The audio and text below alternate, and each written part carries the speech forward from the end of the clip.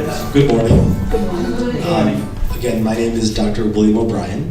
I'm a rheumatologist. I practice Kentucky Medical over in Haverhill, most days, Monday through Thursday. I'm also in Newburyport on Wednesday and in Lawrence on Friday. I was really excited to come speak to you today, and just as a full disclosure, I am here to build my practice, so there is something in it for me as well, but I was really hoping to both share some, I think, important information, introduce myself, and hopefully answer any questions that you might have. I mentioned prior to starting taping, I did most of my training in New York City. I trained at Albert Einstein College of Medicine in the Bronx, with Contractures Hospital, did my residency training at NYU at Bellevue Hospital. And then I did my fellowship training in rheumatology at the Brigham and Women's Hospital in Boston. As most of my training, has been very academic, this is the first talk I'm actually giving without slides. So I'm a little nervous, I'll be honest. I felt that slides are a little bit distancing, and I don't want to lecture you about rheumatology. I want to offer some of my interest and joy in rheumatology, share some of the things that I love about rheumatology, have a chance to answer your questions, and then hopefully maybe add to what you already know or answer things that you might be curious to hear more about. So I guess I'm going to assume that most people or many people here suffer from some sort of joint ailment. It's very common, and I often see folks come in and they say the doctor told them they had quote-unquote arthritis. Now, arthritis means a lot of things to a lot of people. It's not very specific. To me, arthritis just means joint pain. It says we all have joint pain. When someone says they have arthritis, I say, okay, tell me more about that, because there are many different kinds of arthritis. And it's important for me as a rheumatologist to understand what kind of arthritis someone has so I can offer them the best guidance. I can't always offer them treatment because sometimes I can't fix the problem. But I can give them guidance both to help manage their problems or medical intervention that I can help improve their long-term outcomes. And let me tell you more about that. So when I think about joint pain, I think there's a lot to think about than just the joint itself. And I'll tell you a funny story. I was, in thinking about what we talk about today, I was having dinner last night with my family, and I eating chicken, and I was looking at the chicken leg, and I was sort of staring at it. And I realized that the chicken leg sort of looks a lot like a human knee, and I was thinking about all the things of the knee. The knee and the joint in the knee isn't just the bone and the cartilage that is in between the bones. There's so much more to your joint than the bones. And I think that's sometimes what we lose track of. So there are tendons around the joints. There are muscles around the joints. There is, hold your ears, fat around the joints and skin around the joints. And all of these things together give your joint support. So if someone or a patient comes to me and they have knee pain, they may have problems with all of those things or some of those things. It isn't necessarily the joint proper. And part of my job as a rheumatologist is to sort of figure out what's going wrong when someone's, say, their knee. So a good example of that would be the hip, where people often complain of pain at the sides of their hip. It's a very common site of pain. And they say, well, I have hip pain. But the hip joint is actually here in the groin. And so when people have hip pain that's on the side of their hip, that's probably bursitis. And that's not truly inside the hip joint. But that's hip pain. And treatment of bursitis pain is very different than treatment of, say, osteoarthritis in the hip. So it's important that we talk about the structure of the joint, what's around the joint, because ultimately that's going to help me help patients the most. So let's step back a bit of a step back and talk more about the different kinds of arthritis. So there are different types of arthritis, and when I meet a problem that I don't know the answer to, and that's often the case, my brain tries to get at it with the largest possible number of things to think about, and then I narrow down my thought process in terms of someone's problems. So when I see someone with joint pain, the different types of joint pain are mechanical pain, say from wear and tear, use, overuse, weight, age, versus, say, an inflammatory problem. And those things run also a large gamut related to infection, crystals like gout, or inflammatory disease like rheumatoid arthritis or psoriatic arthritis.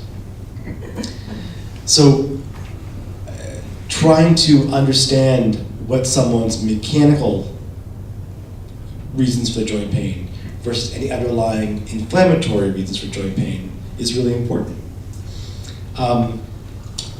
So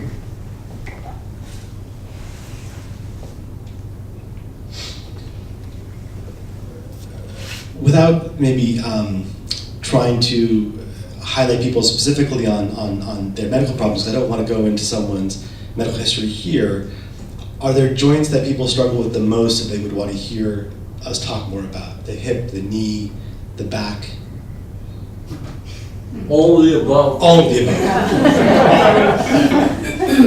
The elbows. I labor, so I...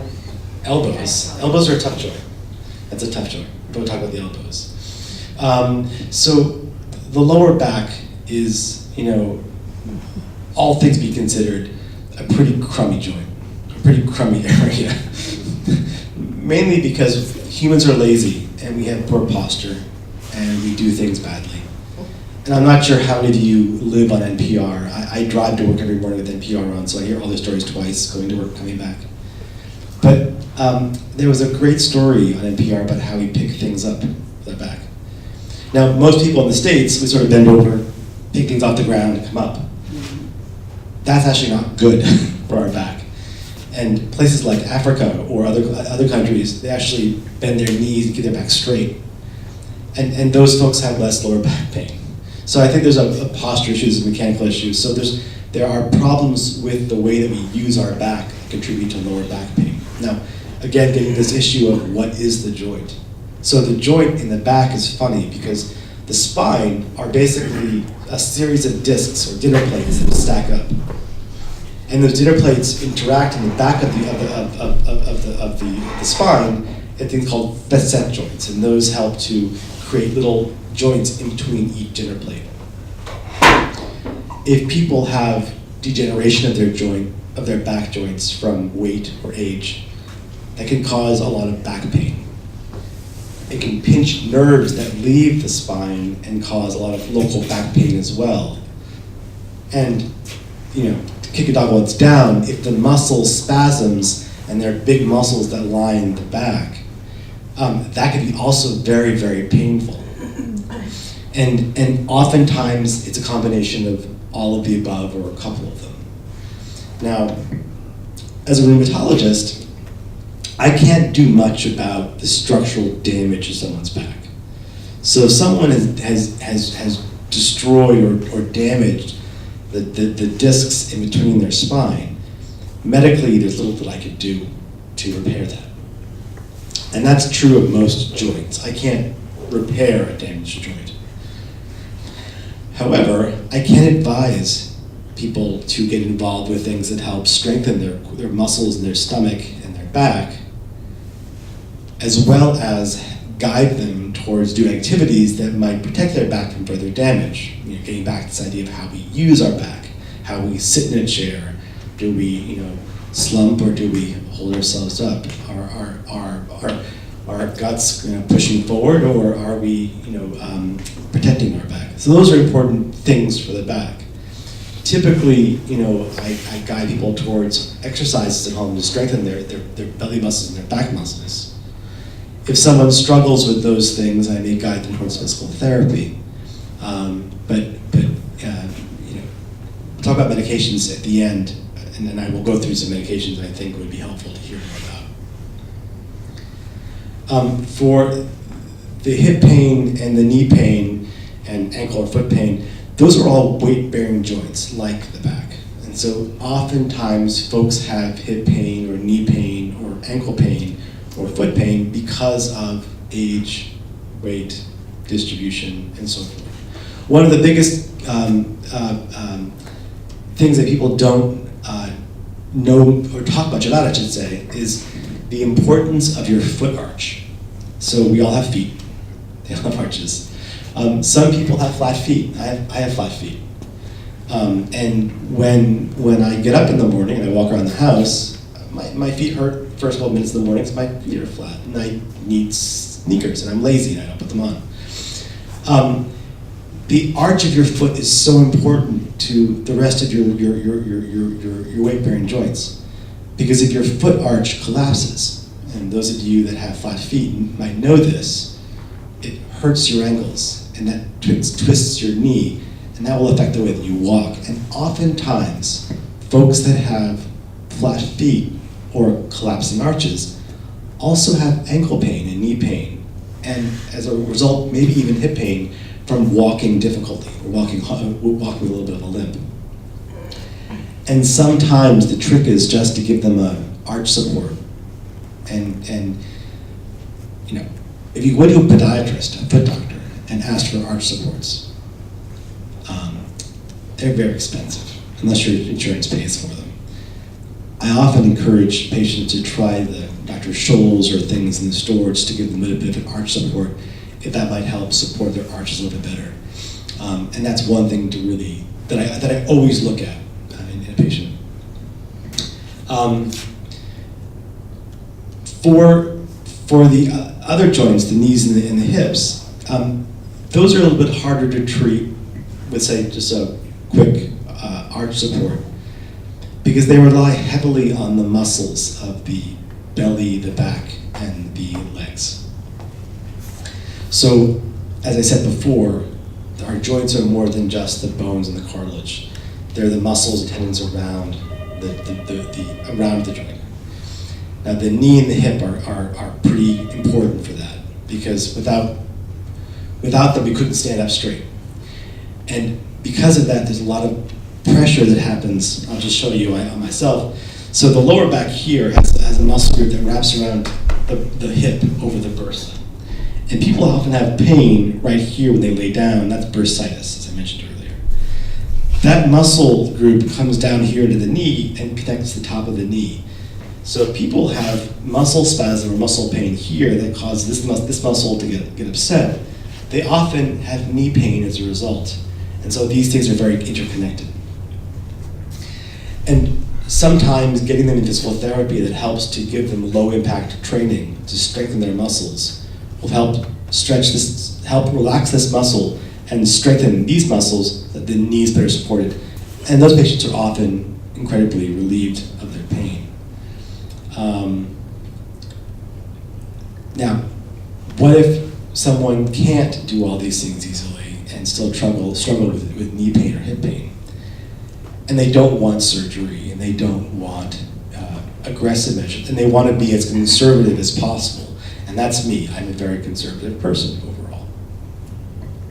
Things like canes, things like walkers can be very useful to unload the joint, to help you maximize on your mechanical use of it. Canes are tricky, and when I often talk to people first about a cane, there's I don't want that. My mom had one of those, and I'm not ready for a cane yet. I get it. my favorite patients are the patients that I give canes to, and they come the next time and say, "Where's your cane?" "Oh, it's in my car." Canes are hard to use. Canes are very hard to use well. What do I mean by that? If I had to lug a little stick around with me, and it was more use for me to use this little stupid cane than it was to just shuffle on my own, I wouldn't want the cane. And that's true, and we found that. So if you look at large studies, the first month of someone's cane use is often very difficult. People often don't like their cane for the first month. However, if they can be trained, you can come in, if they can be trained to use their cane, oftentimes after about a month of training, the energy needed to use the cane becomes less than the energy you save. So people often get benefit from these things. But sometimes getting folks beyond that window of training is important.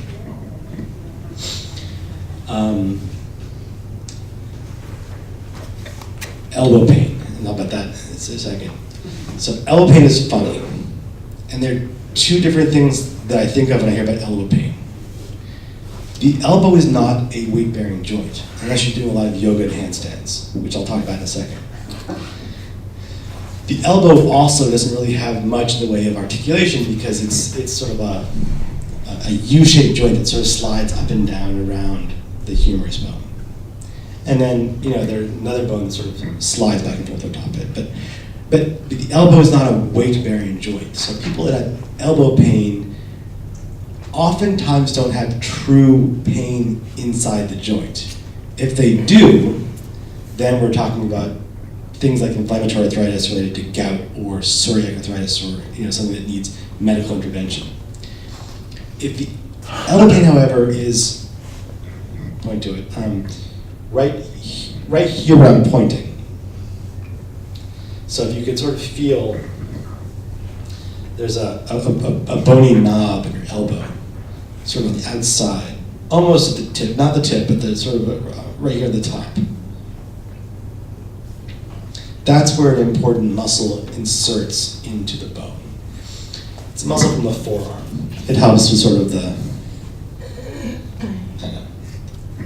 forearm muscle in the front, okay? There's a fancy name for that. It's called tennis elbow.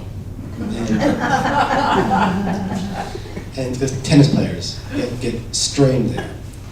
It's where literally the muscle that inserts into the bone is being pulled and damaged. And when that muscle tendon gets damaged, it's very, very painful. The sad truth is it's also a very slow recovery for most people. Now, there are a couple things that we can do for that. In previous years, we used to inject it with a little bit of steroid. Rheumatologists no longer do that because the data suggests that injections have more risks for rupturing the tendon than benefiting long term. What I mean by that is the injections help the pain acutely. There's a short-term benefit, but the benefit after several months, there's a small but reasonable increased risk of rupturing the tendon, and then after a year, whether or not someone got injected or not, there's no long-term benefit. So if I had my withers and there was a patient with a tennis elbow, and I said, well, if I injected it or not, you're going to be just as good in a year, I'm not going to inject it because there's an increased risk of rupturing it. Now, the surgeons disagree, and that's fine. They're allowed to. They may still inject tendons, but rheumatologists generally don't. Generally speaking, when I see someone with tennis elbow, I'll offer them one of two options that are splinting. So one I like, because I think it works better, which is the carpal tunnel splints, which hold your hand like this. Carpal tunnel splints are not very comfortable because you can't move your hand. It holds your hand in extension, sort of like that, with a metal rod that runs inside your arm. What that does when that metal bar holds your hand this way is it shortens the muscle on the forearm. When you shorten the muscle, you reduce the stress at that insertion point.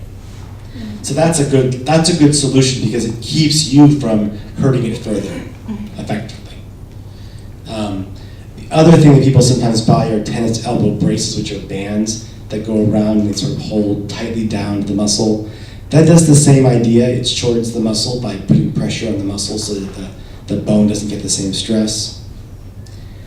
In my experience, those are very hard to put on correctly, and patients don't find them as useful. So the upside of the banding is that you can wear it around town, and the downside of the splinting is that you can't really do much with the splint on unless you really need the hands for anything. The other thing that happens with elbow pain is not tennis elbow, but the other sport, golfer's elbow. And That's pain right here in the inside, and it's the same idea. It's just pulling of the muscle right against the bone. So the bone essentially the muscle gets pulled a little from the bone and causes some strain in that tendon.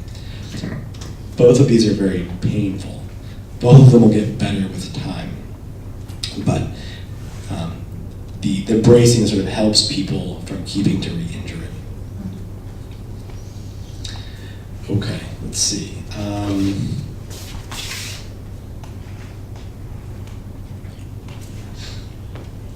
I guess I'll talk briefly about inflammatory arthritis, and then I'll talk more about some of the things you can do medically, or things that I can help you with for the other mechanical joint pain. So, inflammatory arthritis, and one of which is rheumatoid arthritis, and that's one thing that people are often scared of or worried about.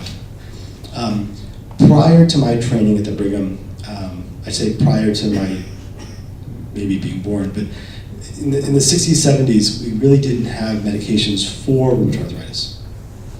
And a lot of the patients that I saw in my training who had RA in the 60s and 70s before the newer medications came out had advanced deformity. And I think that people often still remember rheumatoid arthritis as this very deforming, scary disease. It is a scary disease if you aren't treated. But the medications we have now are very good and safe, and we don't see the same severity of disease now that we used to. So rheumatoid arthritis is one of many different types of inflammatory arthritis, and it is an autoimmune disease where there are antibodies and inflammatory cells that are physically attacking parts of the joint, not the bone per se, but the stuff around the bone called the synovium, which is the rich cell lining that lubricates the joint. Rheumatoid arthritis can be very painful and can cause a lot of swelling, but what I worry about the most is the inflammation causing damage to the bone. Because once you damage the bone, I can't repair that damage. So we use a lot of medications to help treat those things. And a lot of the money, a lot of the research primarily was developed around rheumatoid arthritis, because that's where a lot of the research dollars were going. And so we use our experience now for rheumatoid arthritis and apply it to a lot of other inflammatory arthritis. And so a lot of the medications we use are used for a lot of different of these diseases. So methotrexate was first used in the 80s by Mike Weinblatt at the Brigham, is a chemotherapy agent. And we use it at very, very, very low doses.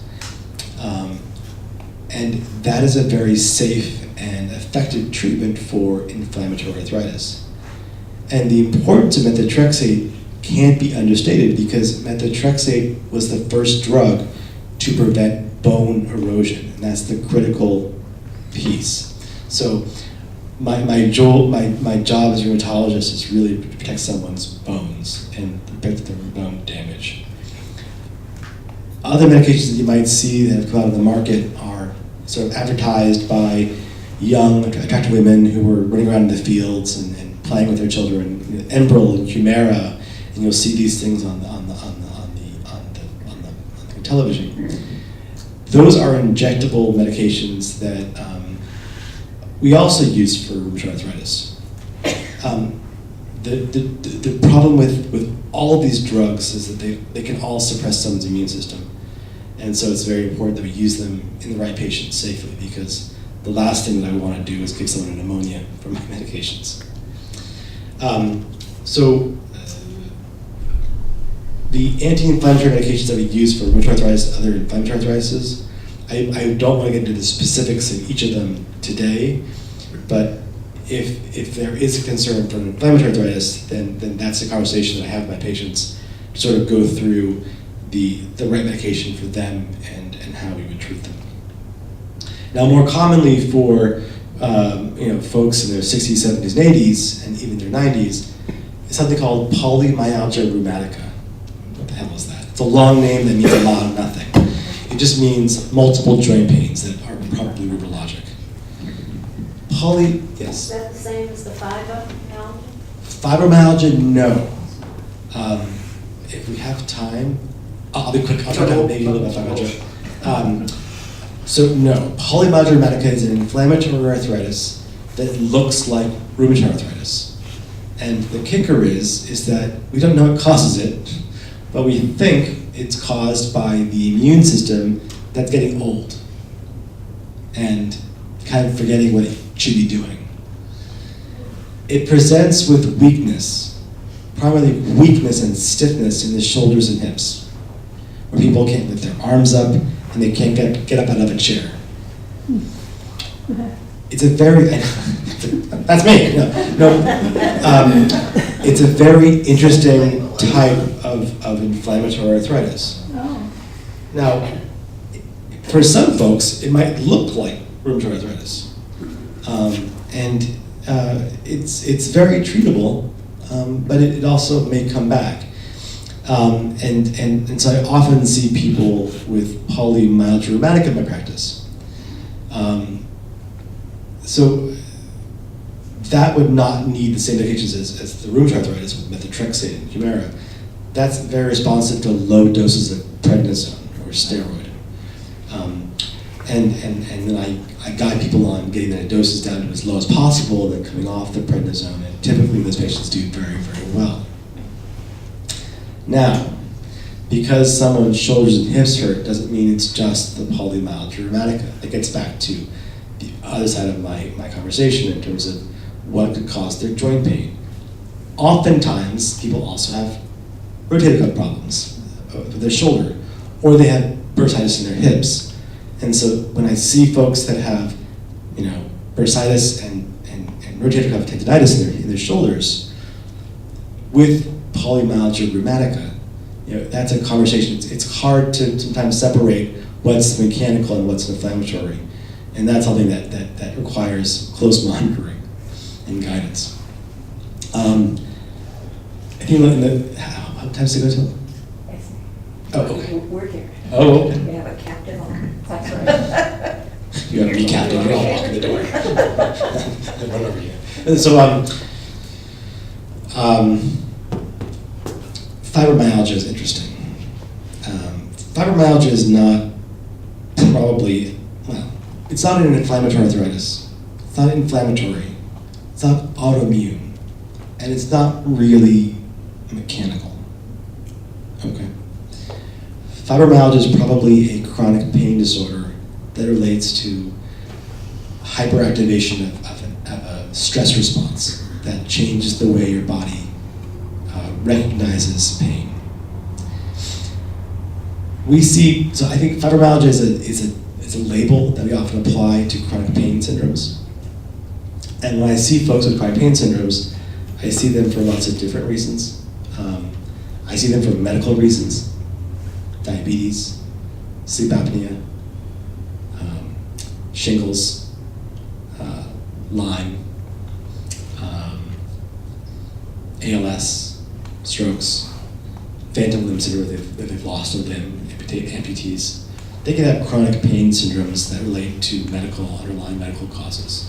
Diabetes probably being one of the more prevalent. I can see chronic pain for people having physical ailments, so being out of shape, being overweight, not being able to exercise, having sort of tight muscles. And then I can see fibromyalgia in patients who have anxiety disorders or depression. And I think oftentimes patients have a combination of all of the above. But the underpinnings of fibromyalgia are often, I feel, are often related to this chronic stress response that perpetuates sort of a chronic pain triggering.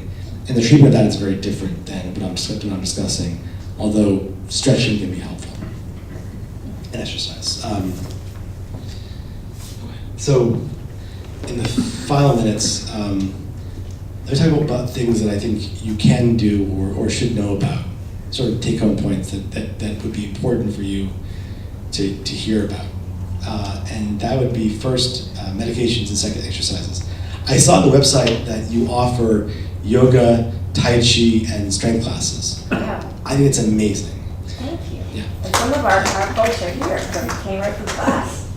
So I can't stress enough how important those sorts of activities are for the low impact resistance training that those courses offer you. Getting back to the idea that your joint is more than just the bones, that there are muscles and tendons around the joint. The idea of making the joint as healthy and strong and resilient as possible is critical to getting someone to age or enjoy the greatest possible benefit or independence or quality of life with their joints. So when someone comes to me with hip pain or knee pain, as I mentioned earlier, strengthening this quadricep muscle is really important to help supporting their knee. And they say, well, what do you do for exercise? Oh, I walk on the treadmill, or I walk 30 minutes a day. I'm not a huge fan of walking for exercise, although I think walking is great. The better exercise, because walking, let me just be more specific, if you're walking outside on the pavement, the sidewalk is often uneven. There might be some tree limbs that get in the way. It might be a curb you have to go up and down. You might trip, and you might be walking on uneven surfaces. That can be very stressful for someone's knees and hips if they're already having knee pain, if their ankles turn or whatnot. Walking on a treadmill, that's probably okay, or a padded mat, that's probably okay. I often invite people to walk, they want to walk, they enjoy walking inside of a covered mall that has a flat floor so that they're not, putting strain on their knees going up and down hills. But the low impact resistance training of say yoga or Tai Chi or strengthening, that's safer on the joints just to give some strengthening of the muscles and at the hips, at the core muscles. So I often encourage folks to get involved with yoga or Tai Chi. Now, the problem with yoga when it's not offered in a senior center is oftentimes it's very overwhelming because you go into a center, there are all these young girls and they're putting their legs behind their head and that's not a place that feels good to be in, even for me, because I can't do that. Well, I'm not, how am I failing at this? This is yoga. The yoga that you can offer, there are very few studios that offer hatha yoga, which is more gentle, sort of gentle bending and breathing. So having a yoga class here where they do chair work, they do chair yoga, or well, it's not chair yoga per se, but the chairs are available, and they're both instructors are good at modifying an activity. So that if you need to use it today, this is the best way to do that posture. Then this is the best way to do that posture. Yeah. So I would avail you of those programs. I bought new chairs. Yeah. I think those are excellent programs. Plus, we have 2 treadmills. Cool. And everything. I like the bike too. Thank you. The bike is good too because the bike doesn't the bike doesn't put stress on the knees per se. The only trick for the bike is you have the seat height set correctly. Yeah. So if you're doing the bike and you're feeling pain in the front of the knee, your chair's too high. If you're feeling pain behind the knee, your chair's too low. I'd have someone adjust your seat for that. You want, just a gentle bend in the knee at the fullest extension. If you have is it recumbent or is it upright? It's upright. Okay. Yeah. And I can adjust the seats. Tai Chi, I don't know as much about, but again, is gentle breathing work and quad strengthening. So I think that I rely on someone's expertise in that. But I think all these programs, for my patients that engage in them, they like them, and so. If you have the resource here, I would encourage you to use it. Let's talk briefly about medications. So, most folks, I think when they get into their 70s, 80s, 90s, are wary of NSAIDs, ibuprofen, Aleve, Loxapine, and with good reason. So these medications often can be harsh on the stomach. Oftentimes they can hurt the kidney, If people's kidneys are already concerned, they might not want to be on these medications. They work well when they work well, and so if someone needs, ibuprofen or Aleve or meloxicam to help with their joint pain, that's something that I talk to them about. So let me just give you a quick overview of what that looks like. Ibuprofen is a 4 to 6 hour drug, and so that only lasts for 4 to 6 hours. The Aleve or naproxen lasts for 8 to 12 hours. And so if someone feels that they need some kind of ibuprofen type drug frequently, I might encourage them to try naproxen or Aleve first, or switch to that to see if it can help them with their pain control and then minimize some of their stomach upset or whatnot. I have cough drops too if you need. Tylenol is a great drug. And I often see folks and I say, well, have you tried Tylenol? And they say, well, that doesn't touch me.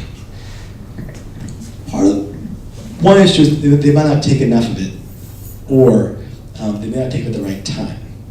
So ibuprofen is an anti-inflammatory and a pain medication. Tylenol is just a pain medication. So if someone really doesn't get much benefit from Tylenol, I tell them to take it at night. 1,000 milligrams at night might give them some pain relief, to help them sleep better. But Tylenol is also a very useful medication. The Tylenol in high doses can be bad for someone's liver. And so if someone has a liver condition, then maybe taking 1,000 milligrams twice a day is probably the highest I actually have to do to take the dose. So that's 2 extra strength Tylenols twice a day. That might be the highest I'd recommend someone try. If someone didn't have liver disease, they might go to 3 times a day. Sometimes, if someone tells me that they like ibuprofen, which is anti-inflammatory, but they don't want to take it every day, all day, then I have them alternate. So take ibuprofen in the morning, take Tylenol in the afternoon, take ibuprofen at night, and that way they might space up their medication use to give them the best coverage and maybe the safest sort of use. Now, topicals are a little bit trickier. Most patients don't like them, they're messy, they're smelly, but I think they can be some helpful for some patients. So Aspirin, which you might find in the medicine cabinet, medicine aisle, kind of smelly, a little bit like lidocaine in it. That can be useful, I think, for small joints in the hand. I don't often find it useful for large joints like the shoulder or the knee, but small joints might be helpful. For the back pain, for back pain, I often try to go for things like Tiger Balm patches, or if someone tolerates it, icy hot, those sort of the heat rubs. If you've never used icy hot, I'd recommend you use it with caution. It can be very painful and burning if you're not used to it. So I might try putting a small bit on a piece of skin and see if it burns you too much. If it burns you too much, then don't put it anywhere else.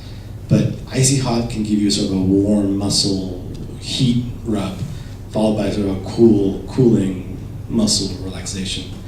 Sometimes for the lower back, I like icy hot or Bengay or Tiger Balm or these lidocaine patches.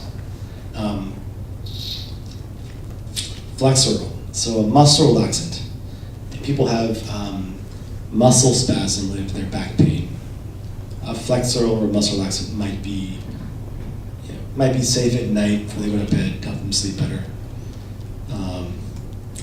I typically don't get into the narcotics or tramadol with my patients. Some patients use tramadol occasionally for back pain. I'm not trained as a pain specialist, so if someone has, say, surgical back pain that needs a tramadol or a narcotic, I generally rely on the pain folks to help manage that safely. But I suppose that tramadol is probably okay once in a while. The problem with those medications is that they do increase the risk for falls and with falls come hip fractures. And that's the one thing that I want to make sure I don't cause with any of my patients. Okay. So I guess in the final minutes, we mentioned sort of different types of arthritis. We mentioned different things that might contribute to someone's joint pain. We sort of touched on some key joints that I might see. We talked about medications that are offered and then exercises that are helpful. Are there anything that any questions about anyone wanted to ask? Sort of open mic. Yes, ma'am. I don't know if I missed it. Did you talk anything about hand or joint? I did not talk Pain about the hands. uniformity? Like, what do they do? I did not talk about the hands. No, thank you. So the hands are a common type of complaint, and I'm sorry that I talked more about the hands. Was it Socrates who said our hands, our souls are our hands? I think that was him. But the hands are very, very important, and oftentimes folks are very upset by any even minor hand deformities, and I understand that. The hands can be affected by lots of different diseases differently, and so it's tricky to tell you, a gross thing about hand discomfort that would apply to all hand pain. But when I see folks that have mechanical joint pain, how about just that first? So osteoarthritis in the hands related to age, use, overuse, damage. Oftentimes it's my mechanics that use small tools, or my mothers that have small pots and have damaged their hands over years and years and years of love and use. Yes? What causes leg cramps? Why does quinine seem to help? That's a question. I don't know the answer to that question, actually. What causes leg cramps? A lot of things can. So leg cramps can be caused usually by electrolyte problems, sort of like some magnesium or potassium might be sort of off. Oftentimes it's caused by vascular issues. So if someone has atherosclerosis or thickening of their arteries, their blood supply might not get to the muscle as well. Sometimes it might be from an injury or a spasm in the muscle that just sets up the muscle to spasm. And sometimes those spasms can pinch arteries or nerves and cause further pain. But lots of different things can cause them. When someone has a leg cramp, if there's a restless leg syndrome, we can certainly try some medications for restless leg. But leg cramp per se, it's a little bit trickier, just as one cause, but usually not joint related. It's usually more muscle related, and usually getting it either the underlying blood supply or nerve supply gets the cause of that. But before we leave the hand, so the Advil and Aleve and Tylenol, those things can be useful for hand pain.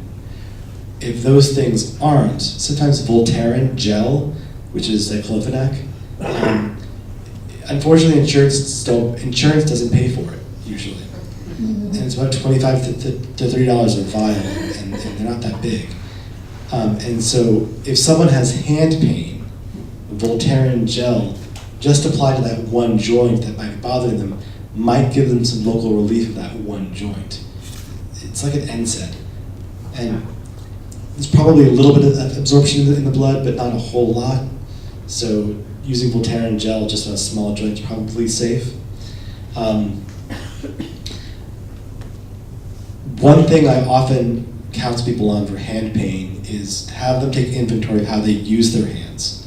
So if they have small pots at home, maybe your mom had a rubber mitt that she used to grab her pots with. So find things that increase your grip size to help hold small objects. Not carrying your purses or your groceries in your hand. Those things help. When the deformity or pain gets beyond your ability to keep your hand strong, that's when it gets concerning. So if someone loses strength in their hand, and then they lose their function of their hand, then you're in trouble. So, and that goes from doing things like writing a check to picking your nose. I mean, the quality of life has really diminished. Playing the piano, doing things that are fun, doing puzzles. occupational therapy or hand therapy can be useful for some folks, where they learn how to strengthen their muscles in their hands in a way that's helpful. There are tricks you could, like squeeze balls to help strengthen the muscles, put a rubber band around the fingers and do like resistance training, a small little gym, little rubber band training for your hands.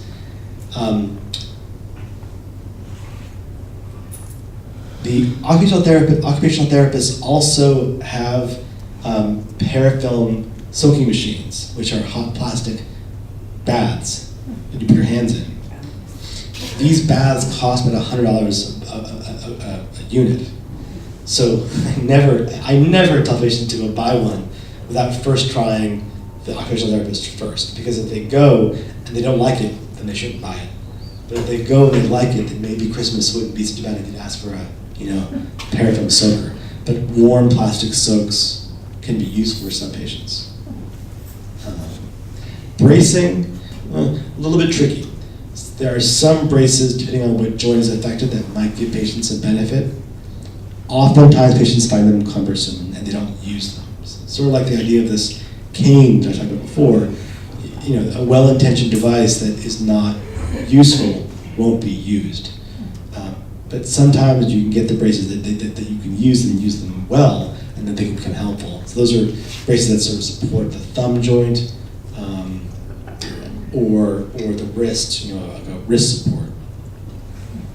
But typically, for my gardeners out there, or my knitting aficionados, getting a nice firm glove that supports the joints and tendons might give someone relief doing small chores when they wear a nice firm glove to help both increase the grip size and then support some of the joints, just so the joints don't feel as unsupported. Yes? I have a question. Yes. I can't take Tylenol. I don't have rheumatoid arthritis yet that I know of, but if I have any pain, I always take aspirin. Is that something I can take if I feel I have? That's a good question. So aspirin, as you know, does have pain relief. I generally don't turn to aspirin as my primary medication, just because I think aspirin at high doses can be bad for someone's platelets and their kidneys. So it's difficult. So if you can't take Tylenol, you're in a bit of a jam. If your kidney function is normal, then I might try like a Celebrex or a long-acting NSAID, like Aleve or diclofenac or meloxicam or Celebrex.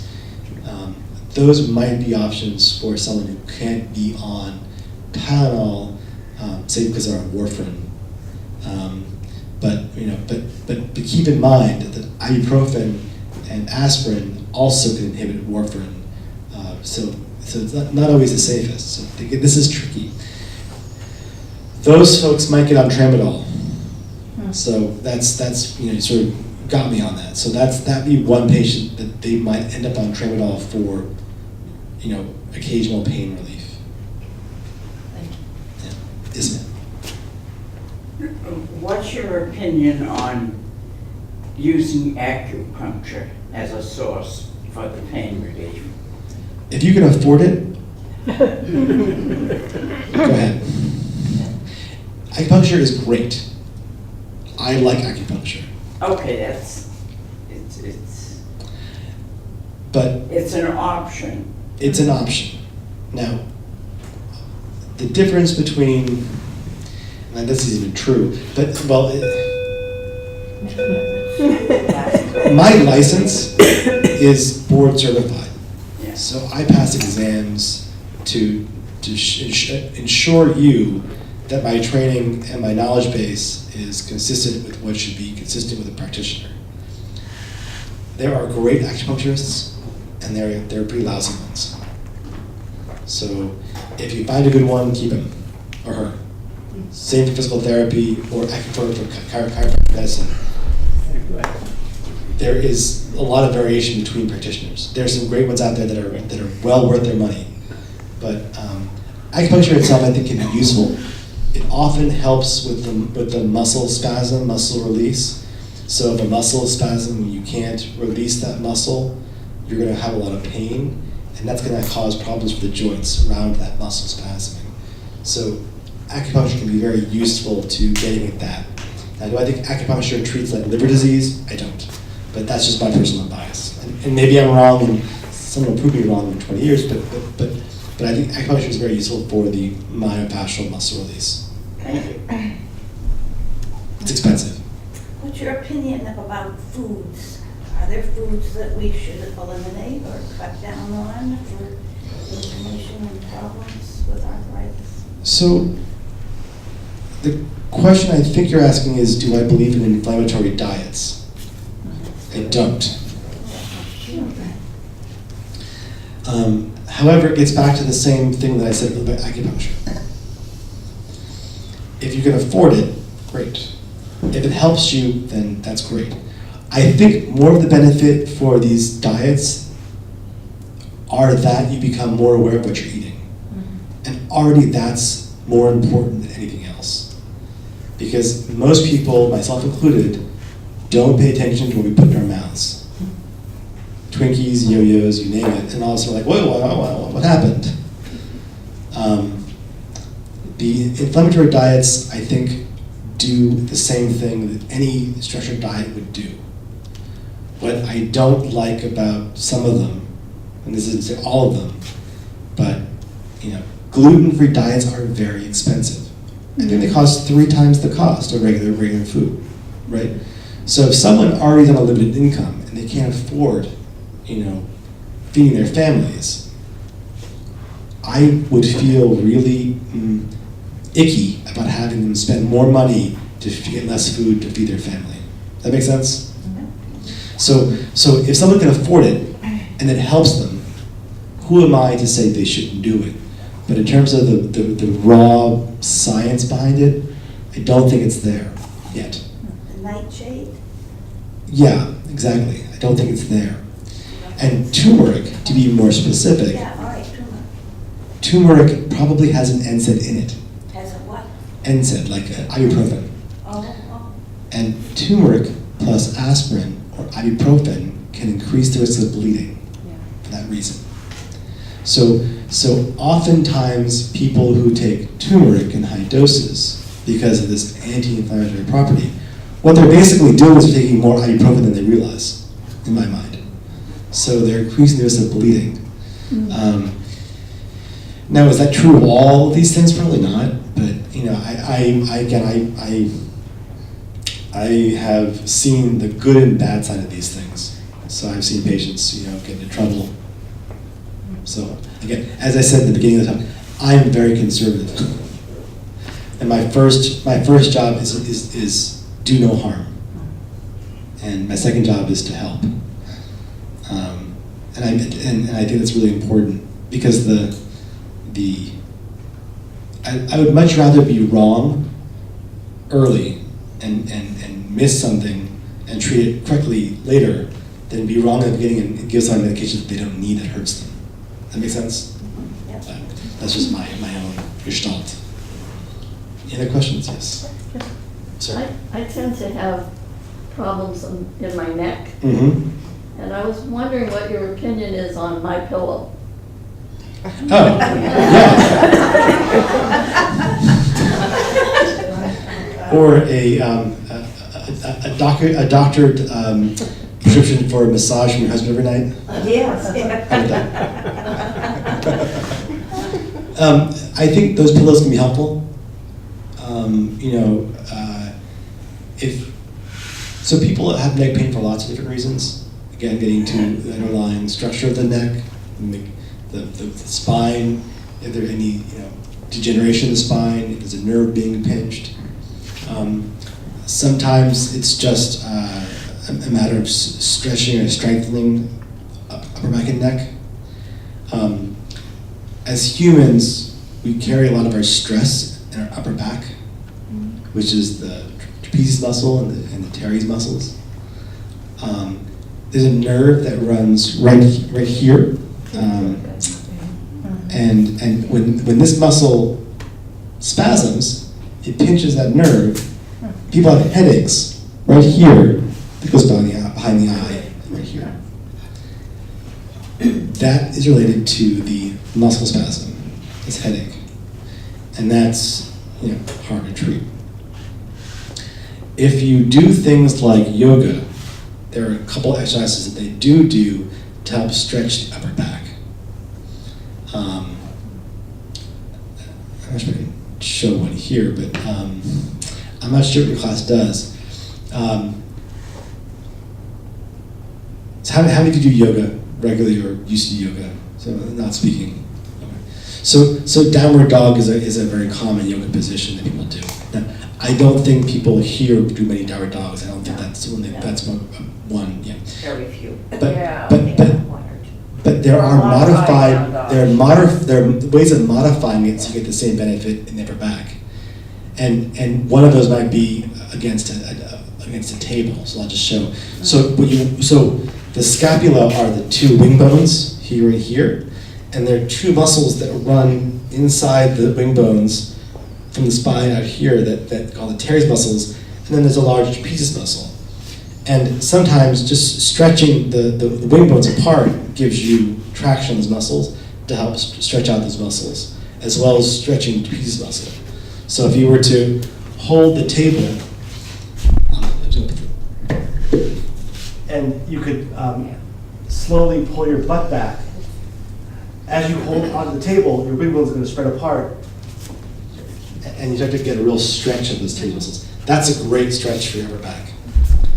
The other thing that might be helpful for upper back complaints, like the trapezius muscle, is our yoga balls or lacrosse balls, to be cheaper, because the yoga studios have you pay more money for them.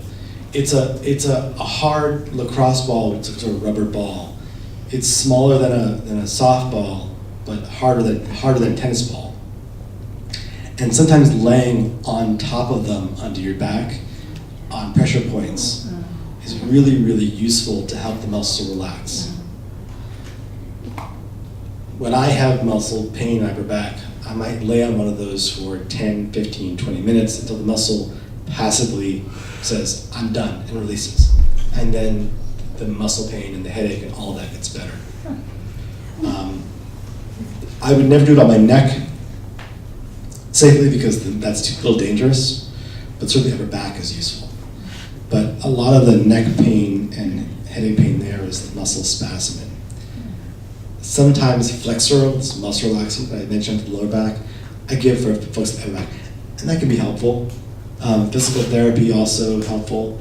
Heat ultrasound, those sorts of things. Any other questions? Just one, newest thing, everything you talked about, but was good, but just recently, 6 months, something called, it's a crazy name, something contractor. I have, my fingers started twisting and I can't close it. It used to lock, and now it's at the point where it won't close, And is that something that is involved with what you do? So I'm not sure, you mean Dupuytren's contractures? Yes. That's. Because there's trigger finger as well, and I can help with that. They're talking about whatever it is in here. There's a couple of treatments, but my regular doctor, who's not. Ozzy, yeah. That's what he said. He said you're probably worse off, so. So I know that's something you do. I don't know the data on it as well. So the best management of Dupuytren's contractures are getting it early. So the earlier you can act upon the contraction, the better you can at preventing further damage. So we don't know what causes Dupuytren's contractures. It tends to be genetic. So it tends to be runs in families. It tends to start sort of here, That's what it is. and then it travels to here, and it usually involves these two fingers. And with time, it contracts up, and you lose those two fingers. No, mine is the middle finger and it's twisting and then turning. So all these things they can all be affected towards the tendons here, but this is where you usually see it. Sometimes the surgeons will inject with steroid, which can help break up that scar tissue. Sometimes they will cut the tissue to help release it. In my experience, those two things earlier are better. What I'd recommend you do is see an orthopedic surgeon that specializes in hands. I think Dr. Pamela Jones up in Haverhill, I think she's excellent. And I think many people probably here have seen her. She's excellent. And her new partner, Xavier Simcock, I think is just as nice. He's younger. When I see patients with Dupuytren's, I refer to them early. That's all I know. Okay. One last question, time to go. Okay. About you, Yeah. do you have a private practice? So I'm in practice at Pawtucket Medical. Okay. So Pawtucket Medical is a medical practice in Haverhill. Uh-huh. Yes. So I see patients Monday and Tuesday and Thursday. Monday, Tuesday, Wednesday, and Thursday in Haverhill. And then I see patients on Wednesday afternoon in Newburyport. And on Friday I see them in Lawrence. Okay. Now that Dr. Cohen is retiring, are you taking his patients? You, So Dr. Cohen, been practiced for many, many years. He has a very, very busy practice. His patients love him. I think I am seeing a lot of his patients come to me now, but I don't think, there's no transfer. okay. But yes, patients are coming to see me for his practice. All right. The other one is Dr. Hindle in Georgetown is recommending you. Dr. Hindle. Linda Hindle. She's a family physician. Oh, okay, yeah.